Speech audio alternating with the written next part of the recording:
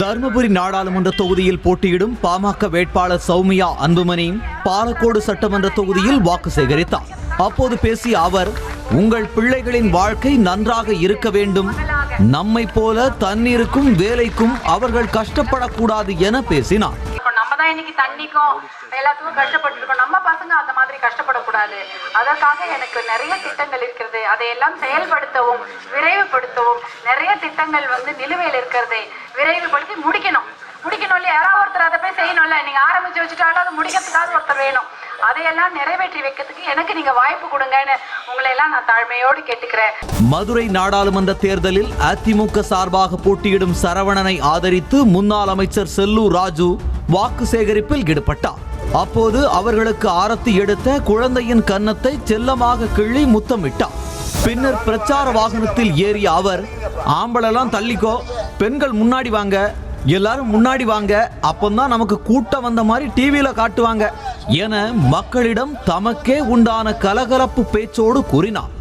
வாங்க வாங்க தங்கச்சி எல்லாம் வாங்க, பக்கத்துல கொஞ்சம் தள்ளிக்கங்கப்பா, ஆம்பளெல்லாம் தள்ளிக்க, வாங்கடா வாங்க வாங்க, சொந்த பந்தம் தானே, நம்ம இங்கிட்டு பாத்தீங்கன்னா தானே அப்பதான்ப்பா டிவியில எடுப்பாங்க, உங்களுக்கு கூட்டம் வந்துச்சுன்னு நீங்க ஓரத்தில் நின்னீங்கன்னா யாரோ வேடிக்கை பார்க்கணும், இங்கிட்டு வாங்கம்மா. நீலகிரி மாவட்டம் குன்னூர் மஞ்சூர் தேசிய நெடுஞ்சாலையில் திமுக வேட்பாளர் ராசா பிரச்சாரம் மேற்கொண்டார்.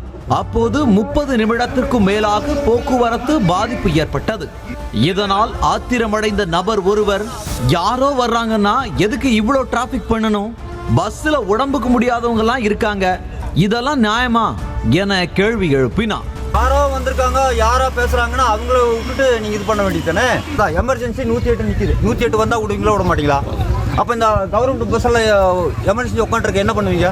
பின்னர் பிரச்சாரத்தில் ஈடுபட்ட ராசா, தமிழகத்தில் ஏற்பட்ட வெள்ள பாதிப்புகளுக்காக நாடாளுமன்றத்தில் நிவாரணம் கேட்டால் மத்திய நிதி அமைச்சர் கரகாட்டக்காரன் படத்தில் வரும் வாழைப்பழ கதையை சொல்வதாக தெரிவித்தார்.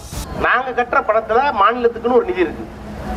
நீங்க மொத்தமா ரயில்வே எல்லாம் மத்திய அரசாங்கம் வசூல் பண்றீங்களா, அந்த தொகையில எந்த மாநிலத்துல பாதிப்பு ஏற்பட்டாலும் நீங்க கருணையோடு கரிசனத்தோடு கொடுக்க வேண்டிய பணம் ஒண்ணு வச்சிருக்கீங்க. இந்த பணம் வந்துருச்சு, அந்த பணம் எங்க என்ன? அதுதான் இது.